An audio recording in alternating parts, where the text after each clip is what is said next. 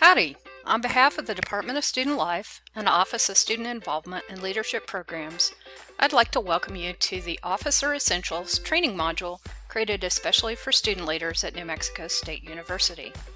As Aggie student leaders, it is our hope that you are prepared to effectively lead your student organization. Our hope is that this training will provide you with information, tools, and resources that encourage you to create a safe and productive environment for your members and participants in your organization activities. By the end of this module, we hope that you're able to understand the information, tools, and resources discussed, explain the chartering process and the benefits of being chartered, create a safe and productive environment for members, articulate the expectations of student organizations and their advisors, identify university policies and student rules, and utilize the event planning tools in creating a proactive risk management strategy. The Office of Student Involvement and Leadership Programs is committed to developing our students into the best leaders they can be, so that they can positively impact their peers, the campus, and the state of New Mexico. We accomplish this by role modeling the New Mexico State University core values of leadership, excellence, accountability, diversity and inclusion, and student success and service. While we are coming to you virtually, please know that there is always an open invitation to visit the staff in person in Corbett Center.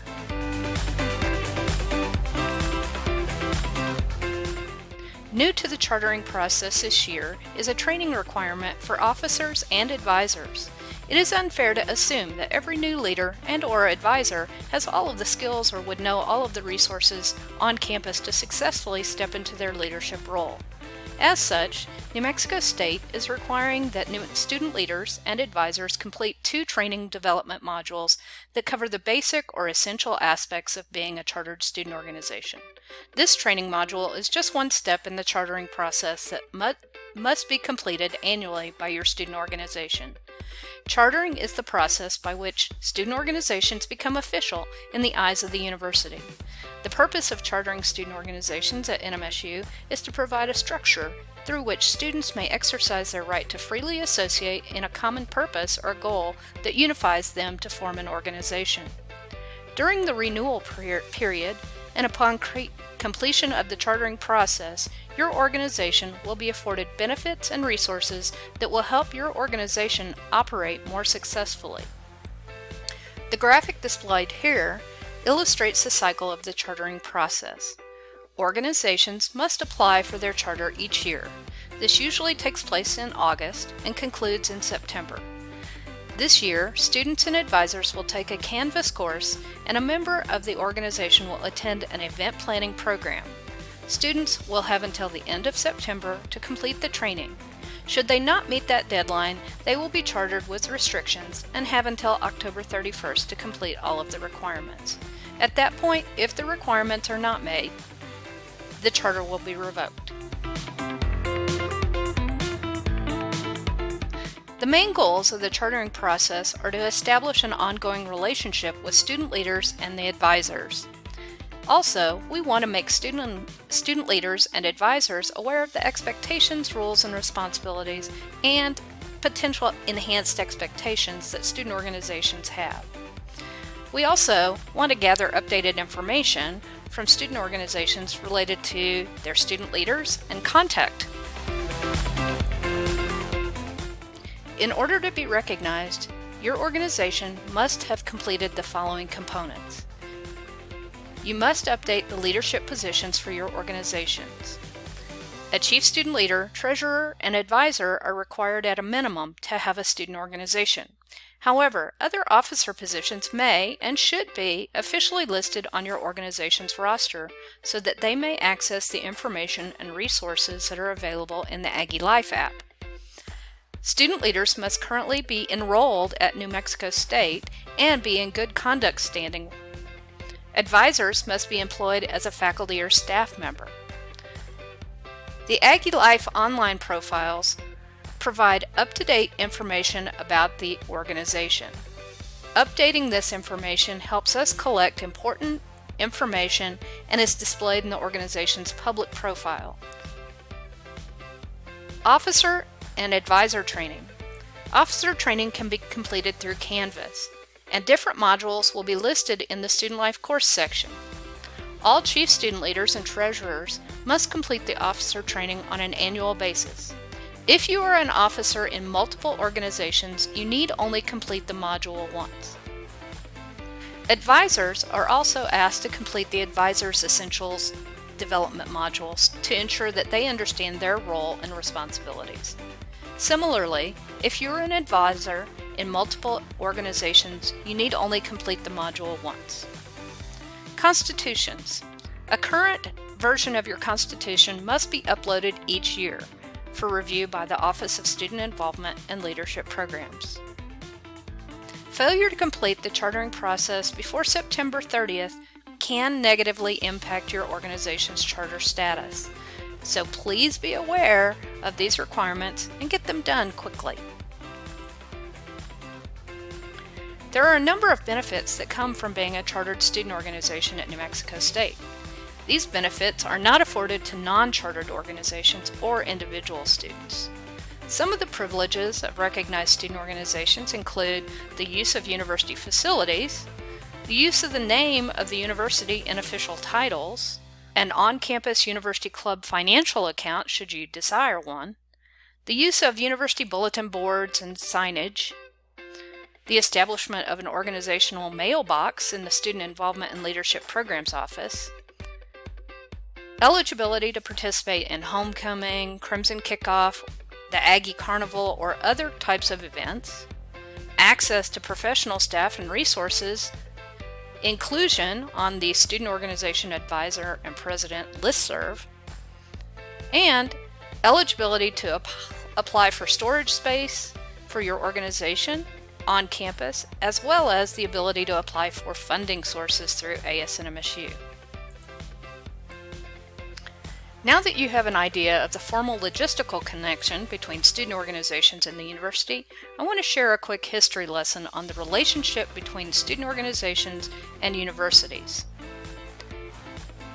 During the 1940s and 50s, leading into the 1960s, colleges and universities in the United States took on the role of parents to the students, with complete authority and control over their student life and activities. This was known in the legal industry as in loco parentis. Into the late 60s and into the early 70s, the civil rights movement gained momentum, and students became frustrated by the restrictions placed on them. They then challenged the universities based on their own constitutional rights, and this moved the relationship into what is termed by the courts as the Civil Rights Era. Moving into the 1980s, after several high-profile accidents and incidents involving student organizations, we saw colleges and universities move into a bystander era, in which responsibility for all out-of-class experiences, even high-risk activities and major decisions, were pushed onto the shoulders of the students. That meant that accountability measures, such as lawsuits, were naming 18 to 21-year-olds for actions that they were not necessarily aware or prepared for. As society became more litigious during the 1980s and 90s, the courts shifted and indicated that more expectations, not just for student leaders, but for college administrators and advisors, were due. Today we find ourselves in what's commonly referred to as the duty era. Today, the courts and society have said that the university has a duty to care for the well-being of its students, and the students have a duty to care for themselves. In other words, the university and the students share the responsibility for the actions of students and their campus organizations. In response to the expectations of both the courts and the larger community, the facilitator university model is the philosophical approach to working with students and advisors in this duty era. While the university has the responsibility of ensuring that students are prepared and capable of making fair, intelligent, and reasonable decisions, the students also assume responsibility for their actions and decisions. A facilitator university seeks shared responsibility, and the goal for advisors is to find a balance between directly guiding the organization and allowing students to guide the organization themselves. facilitation of student organization also applies an appropriate and reasonable degree of risk. We want our students to take risks and try new things, provided that they do so within the guiding boundaries that are set before them. These guiding boundaries include, first and foremost, the mission and core values of New Mexico State University. We believe that student organizations should reflect the mission and values of the institution in all that they do. Additionally, there are guiding boundaries defined by university rules, local, state, and federal laws, as well as Department of Student Life policies. Your organization's guiding boundaries also include your constitution and bylaws and any administrative documents from your affiliated local or national organizations. All of these guiding boundaries help to establish the operating parameters for your organization, and they should always be consulted when making organizational decisions. With that said, the university has a duty to help train officers and advisors to be the best they can be.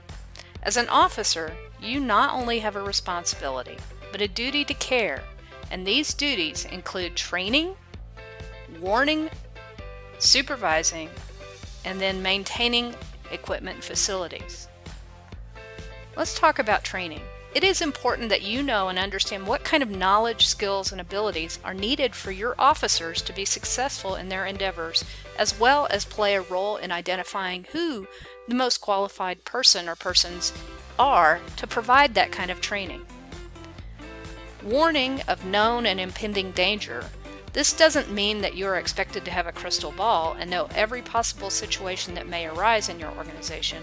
However, you are expected to provide reasonable care and guidance related to any foreseeable risks. Supervising.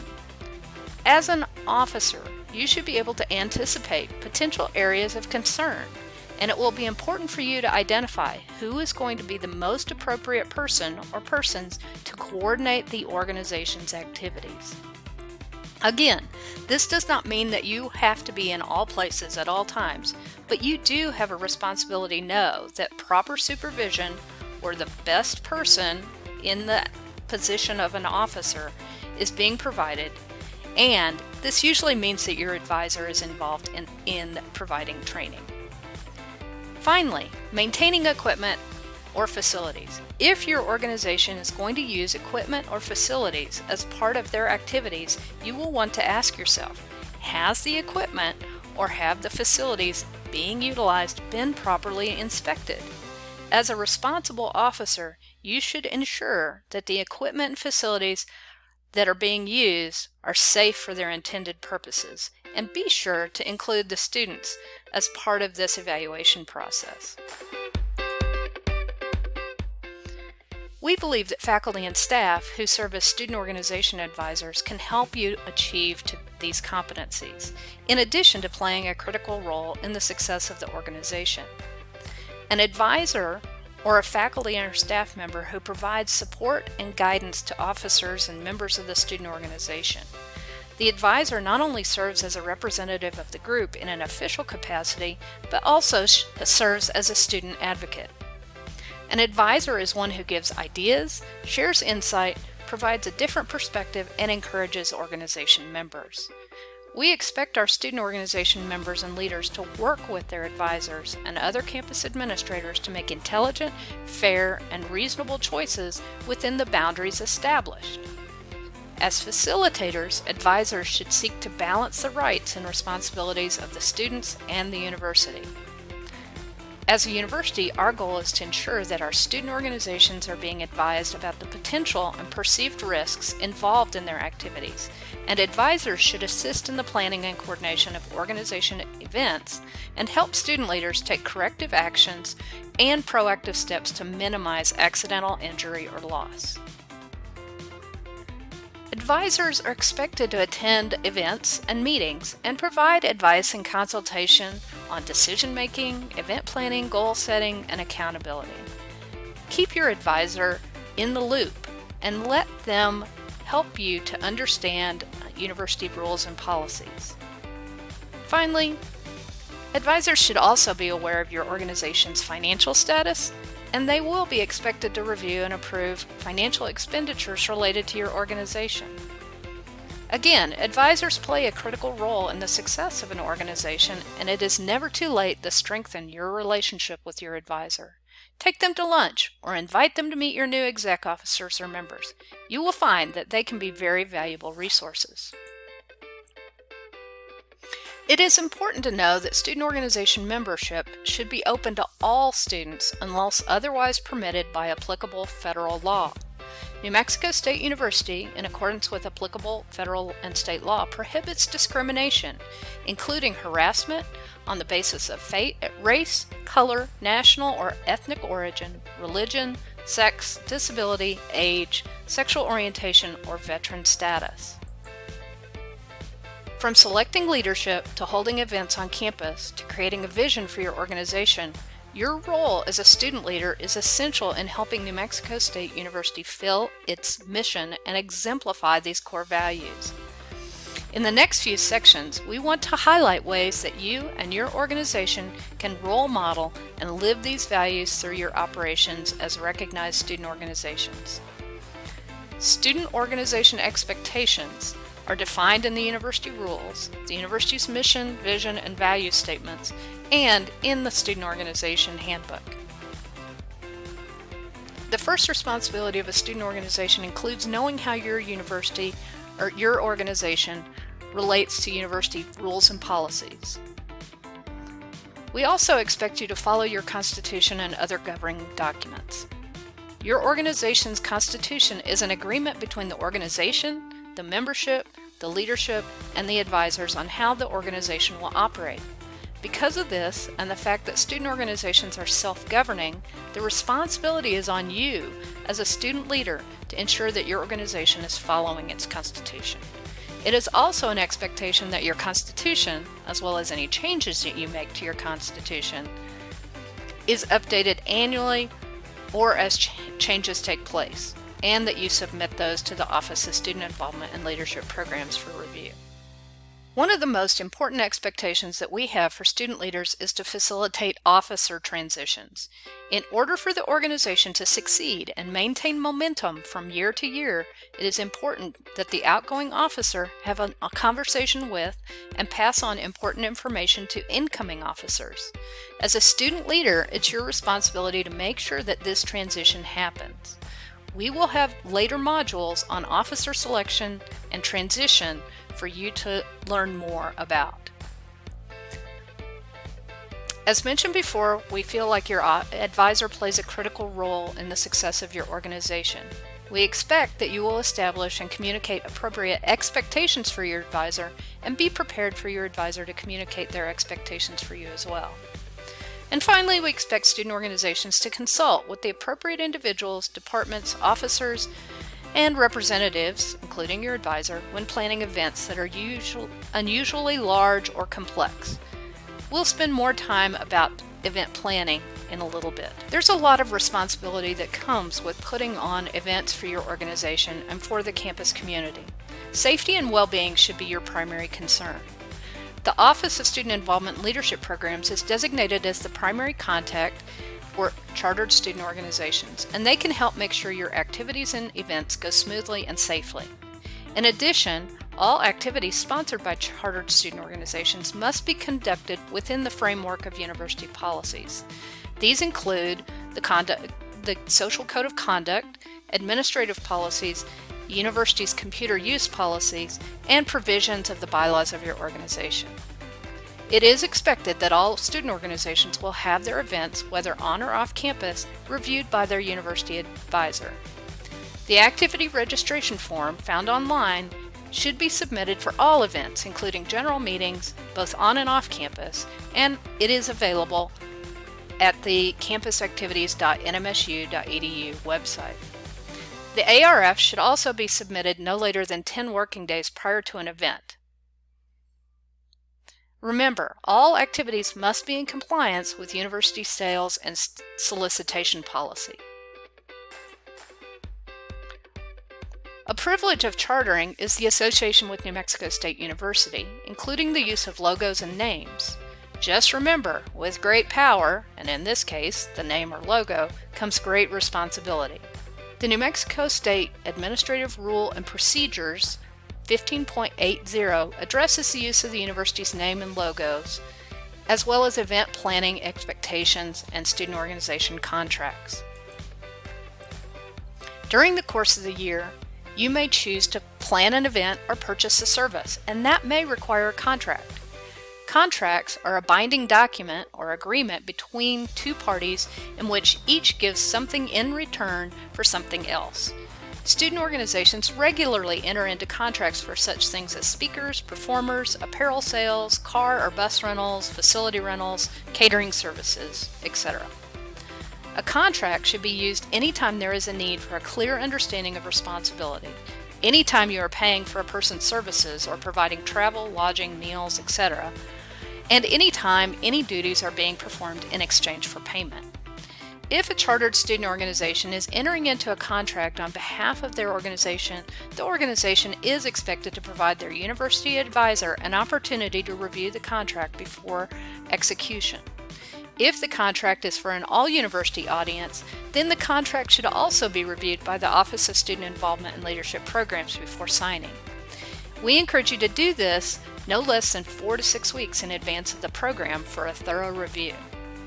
If NMSU funds are to be used in the execution of a contract or should it involve events subject to copyright laws, the student organization must submit the contract for a formal review to the Office of Student Involvement and Leadership Programs.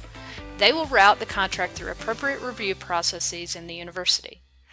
Because the review process may involve multiple departments, we request that you submit your original unsigned document at least 4 to 6 weeks in advance of the event. It is imperative that you read your contracts carefully and discuss them with other members in your organization, including your advisor, and, if necessary, staff in the Office of Student Involvement and Leadership Programs. Do this before you sign the contract. As a chartered student organization, your organization is entitled to all of the rights and privileges associated with that charter. While you can use the university name, symbols, and funds, you cannot formally represent the university to third parties, as your group is not an employee or designated representative to enter into binding agreements on behalf of the university. Therefore, it is recommended that in any contract you include a clause in the contract clarifying that you're entering the contract solely on behalf of the student organization. We have a recommended wording for such a section that you can retrieve from a staff member in the Office of Student Involvement and Leadership Programs. This type of a clause will prevent miscommunications about the role of the university should a party fail in its obligations or should the contract be otherwise violated. Remember, it is the intent of a document that is important, not the name or the description it is given. In line with NMSU core values, and as mentioned in the previous expectations, student organizations should demonstrate respect for those in university community. New Mexico State is comprised of individuals who bring a variety of backgrounds, perspectives, and experiences. In fact, New Mexico State encourages an environment that values and nurtures the diversity and uniquenesses of all individuals within our state, nation, and world. Respect for the unique individuals on our campus not only includes respect for individual opinions and freedom of speech and expression, but it also includes respect for their personal safety, physical well-being, and emotional well-being. In this section, we will discuss some important policies as they relate to expressive activities, hazing, student travel, and campus youth programs. The university will protect the rights of freedom of speech, expression, petition, and peaceful assembly as set forth in the U.S. Constitution. New Mexico State University maintains its right to regulate reasonable time, place, and manner restrictions concerning acts of expression and dissent. Ideas or expressions put forth in expressive activities are not necessarily the view of New Mexico State University, its officers, administrators, or leaders, unless otherwise noted. Expressive activity may occur in various forms. Some of you may express yourself symbolically, others verbally, and still others choose to do so in writing through pamphlets, signs, and flyers. If your organization chooses to distribute literature or information as part of your expressive activity, please note that the distribution of printed materials on campus does not require a permit. However, if your organization is interested in reserving space to distribute your printed material, you will need to work through the appropriate building proctor to do so. If you are choosing to sell an item or conduct any other type of transaction on campus as part of your expressive activity, an activity review form, ARF, will be required and may be obtained via the Aggie Life app. Please make sure these activity registration forms are turned in at least 2 full business days in advance of your sale or transaction. If your sale is involving food items, you may also need to obtain a temporary health permit and/or a food distribution form. When engaging in expressive activities, it is important that you understand your rights and the rights of others. Expressive activities should not interfere with normal university operations, impede traffic, infringe on the rights of others, or violate applicable laws or university rules. Those who choose to observe, participate in, or listen to expressive activity bear the responsibility of recognizing and honoring the rights of free speech. Alcohol is not illegal for those who choose to partake in it reasonably, responsibly, and legally.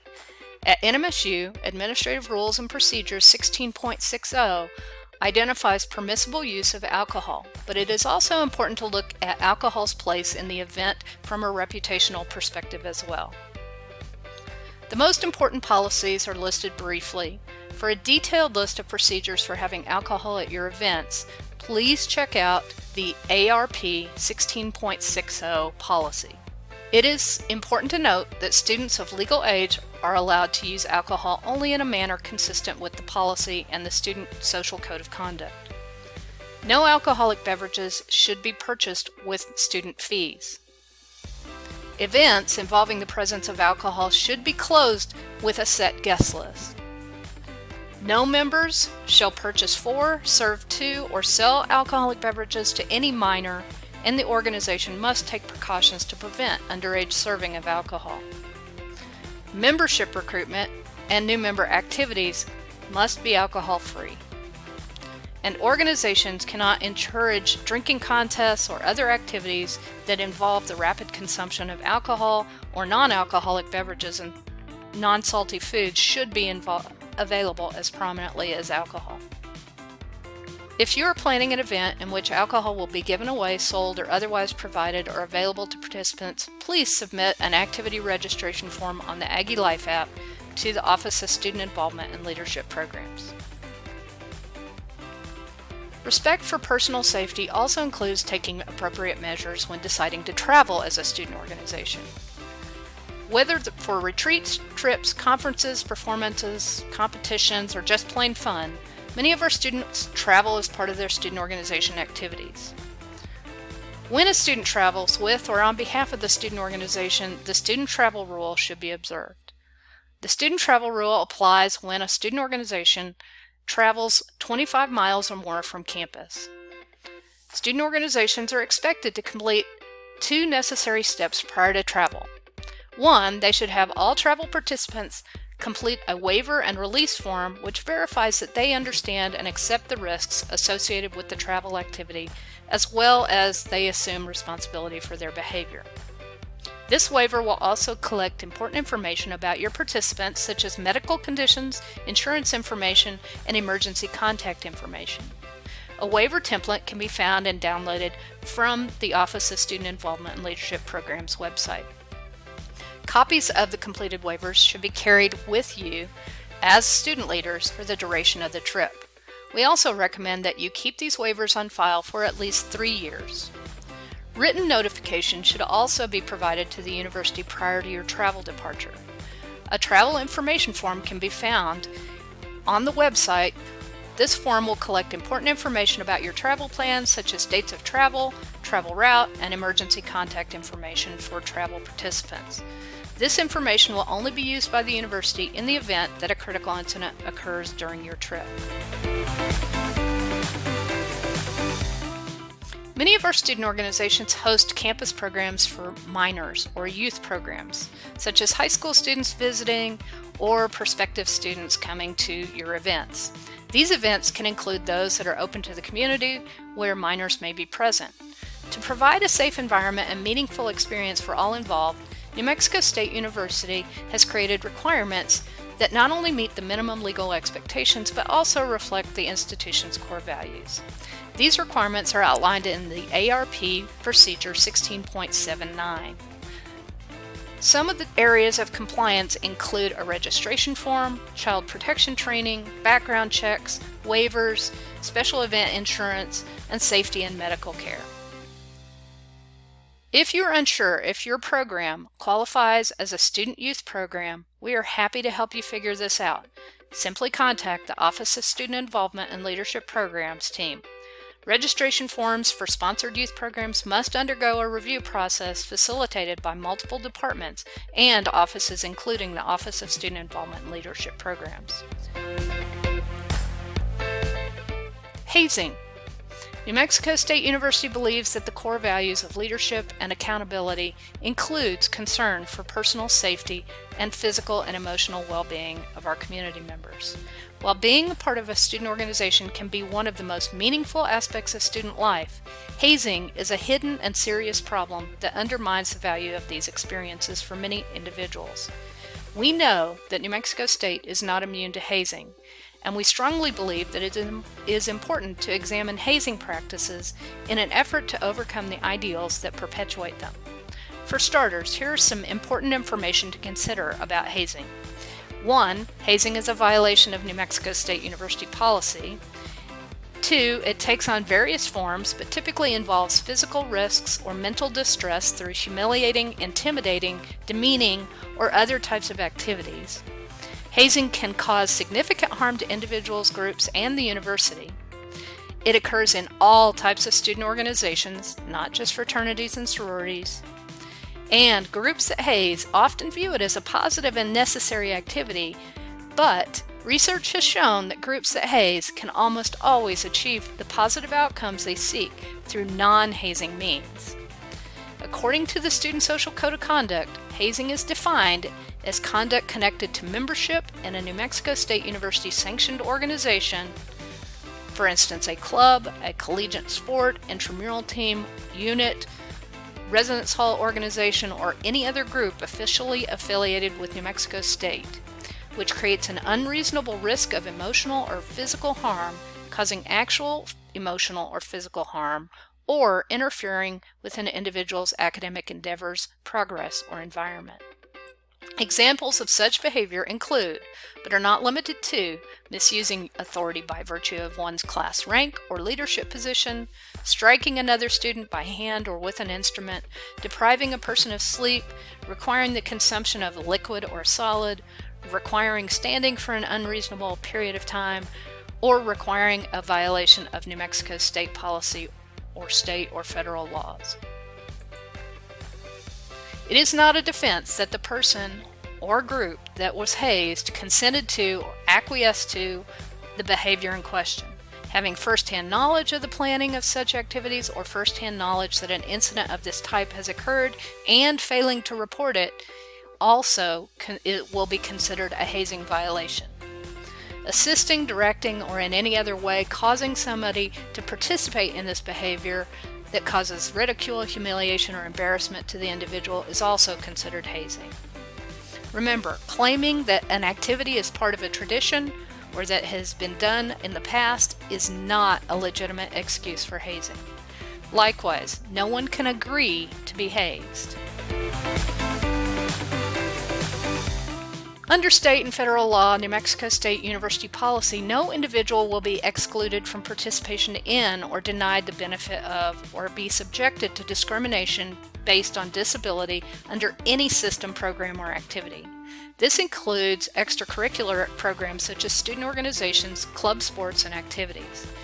This may mean making reasonable modifications and providing aids and services that are necessary to ensure that qualified individuals with disabilities have an equal opportunity to participate, unless to do so would fundamentally alter your program. If you have any questions or concerns about making accommodations for individuals with disabilities, please contact the Director of Student Accessibility Services or the Office of Institutional Equity.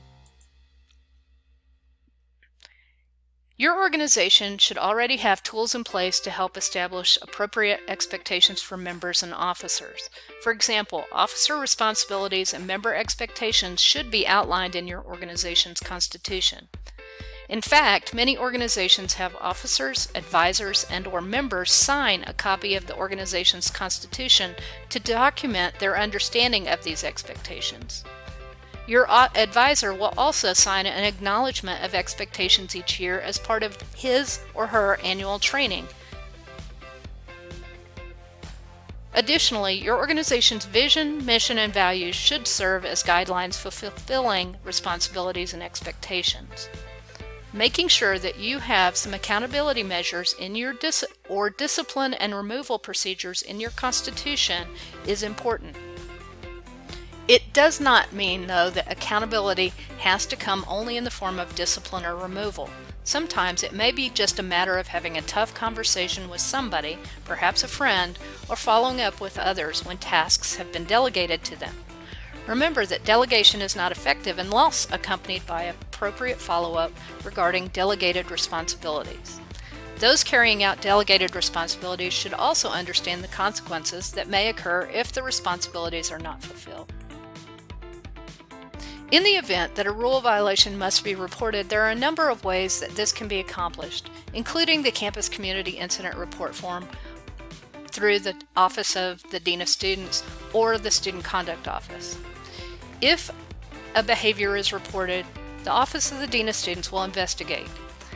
In addition, the Office of Fraternity and Sorority Life may also choose to pursue council-specific investigations and accountability measures related to a violation. Not that we expect this to happen, but if your organization has been reported or has been involved in any kind of an incident, you may be asked to participate in an investigation or the accountability process.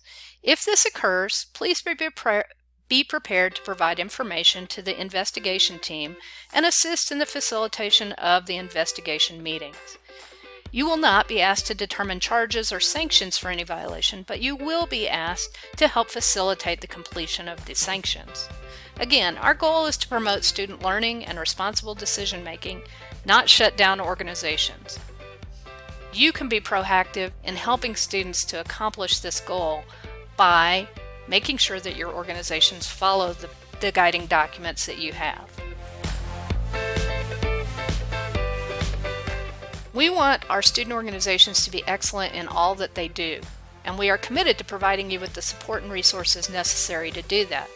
One area that student organizations have an unlimited opportunity to excel in is through event planning. NMSU and the Office of Student Involvement and Leadership Programs offers event planning tools and expertise to our over 200 student organizations, and let us be the first to say, y'all are really creative. Event planning is a great way to showcase your creativity, live your core values, and promote and demonstrate excellence in decision-making, critical thinking, and problem-solving. The goal of proactive event planning is to ensure that student organizations plan and host events where everyone involved has a safe and fun experience. With that said, it is up to student leaders to ensure that every organizational activity is planned thoroughly.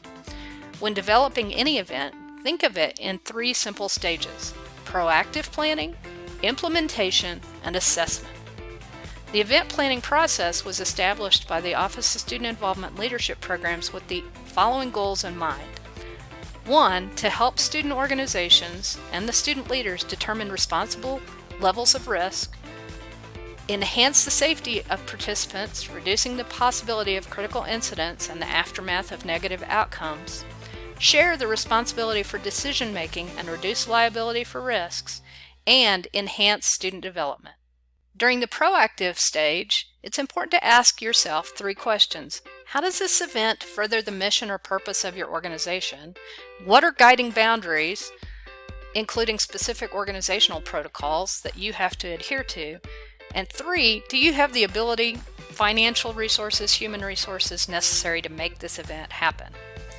Thinking proactively also involves the identification of potential risks. To assist you in your efforts, the Office of Student Involvement and Leadership Programs has developed a formal online event planning process using the activity registration form. This will help you identify some of those risks that may prevent you from achieving your goals.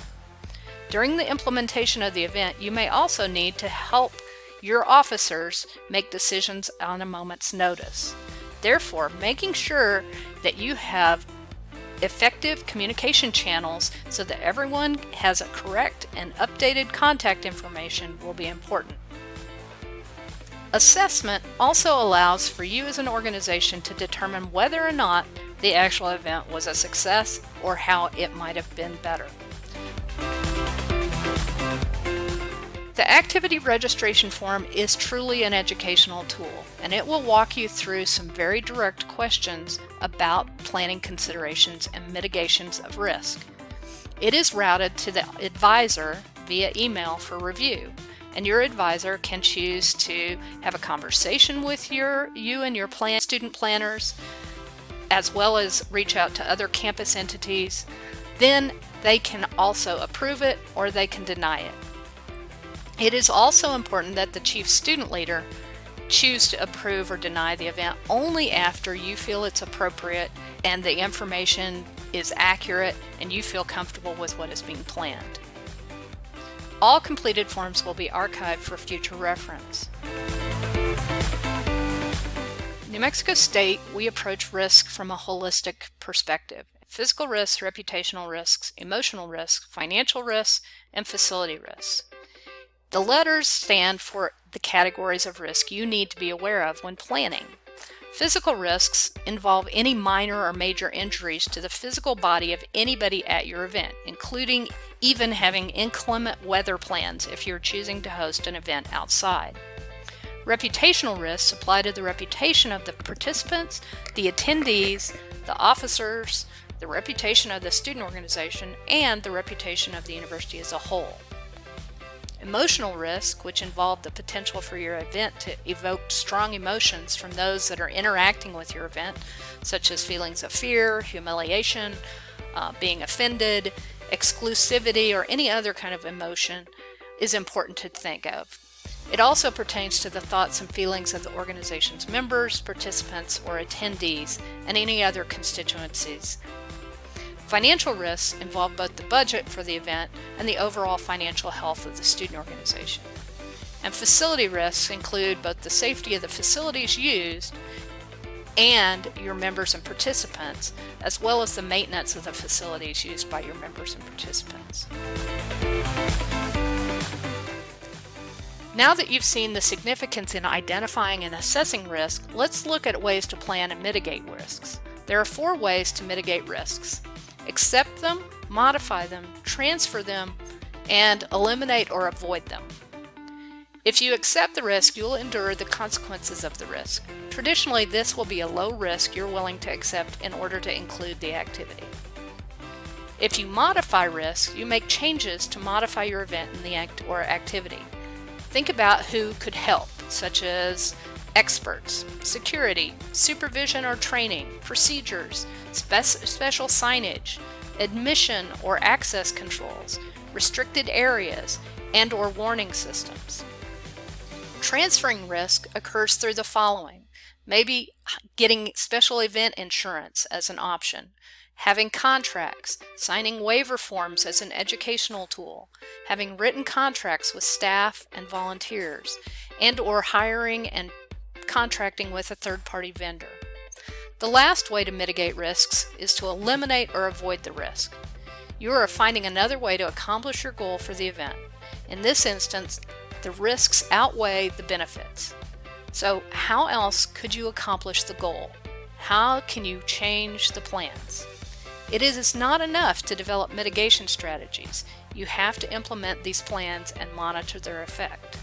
When planning your event or activity, decide what to do and communicate your plans.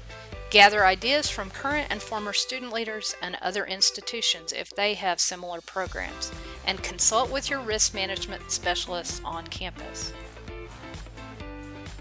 As you work with your officers on event planning, please keep your advisor in the loop. You will be responsible for completing the ARF, and your advisor should be aware of your activities and facilitate discussions about the event planning process. Thank you for investing your time as a student leader for your organization and committing to this development opportunity. For more training on topics such as risk management, planning common on-campus events, officer selection, and transition, among others, please look for more student organization training and development modules to be released this year. We hope that this module has helped you familiarize yourself with the chartering process and requirements, set expectations for you, your organization officers, and advisors, and proactively plan events, consult with campus experts, and familiarize yourself with rules and policies. And we hope that this will help you prepare for future officer transitions. Congratulations, you have completed the Officer's Essential Module training. To receive a completion for this training, please acknowledge the course completion by completing the quiz for this module. In providing this training series, we have made a good faith effort to deliver convenient and relevant information for your role in this organization. By acknowledging the course completion, you are stating that you completed the training in its entirety, including the full module and its related quiz. If you choose to skip the module and associated quizzes located within it, you have indicated that you understand and are familiar with all of the expectations, rules, and concepts contained herein.